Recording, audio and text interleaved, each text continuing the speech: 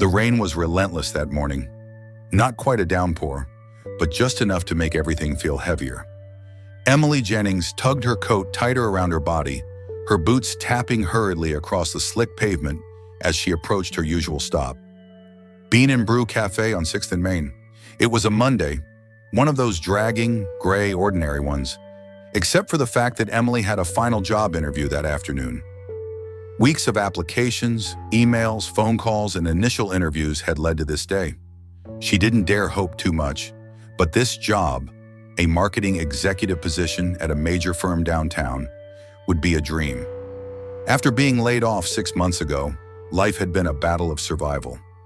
Inside the cafe, the air was warm and laced with the comforting aroma of freshly brewed espresso and caramel drizzle. The line was unusually long, and she shuffled forward, checking her phone for emails, double confirming the address of her interview, and trying not to dwell on her nerves. That's when she noticed him. The man in front of her wore a rumpled blazer and soaked trousers. He was older, maybe in his late 40s or early 50s, and clearly flustered. He reached into one pocket, then another, then checked his wallet again, sighing under his breath. The barista was already halfway through his order. "I'm so sorry," he muttered.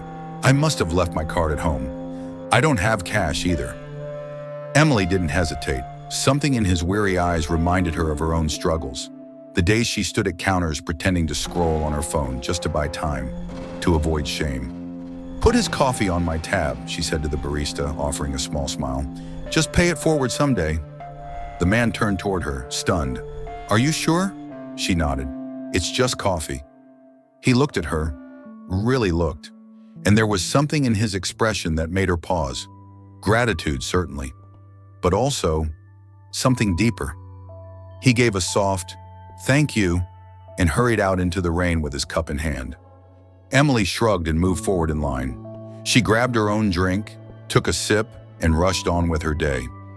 Just a small gesture, she thought. Just a coffee. 2 weeks passed. Emily found herself pacing in the pristine, marble-floored lobby of Crowell and Bishop, the firm she had dreamed about since her college days. Everything about the building exuded success. The towering glass windows, the bustling reception, the buzz of quiet determination. She adjusted her blazer and smoothed down her skirt. She had memorized every answer to every common interview question. Her resume was pristine, but her heart was pounding and her hands were slightly clammy. "Miss Jennings," the receptionist called. She stood. "Mr. Thomas will see you now." As she followed the receptionist to the glass-paneled conference room, Emily repeated silent affirmations in her mind. "Be calm. Be confident. You've prepared for this." The door opened and the interviewer turned around. Emily froze. It was him, the man from the coffee shop, the man whose coffee she had bought. He was impeccably dressed now. Tailored navy suit, silver cufflinks, polished shoes. His hair was combed back, and he held himself with the confidence of someone used to commanding a room. Their eyes locked. A moment passed before his face lit up in recognition. "I remember you," he said with warmth in his voice. "You bought me coffee that rainy Monday morning." Emily's heart thundered. You were late," she whispered. "You said something about forgetting your wallet." He chuckled. "I was late for a meeting that could have determined the future of our company. My phone had died. I left my wallet in the car. And then, you helped me. A stranger." She blinked, stunned. "I had no idea. Because of that coffee," he continued, "I made it in time. The deal went through. Our numbers rebounded. That day, your kindness became the spark that turned everything around." Silence settled in the room. Emily's mind raced. He extended his hand. "I'm Michael Thomas, CEO of Crowell and Bishop." Her breath caught. He smiled. "I'm not going to ask you typical interview questions. I've already read your resume.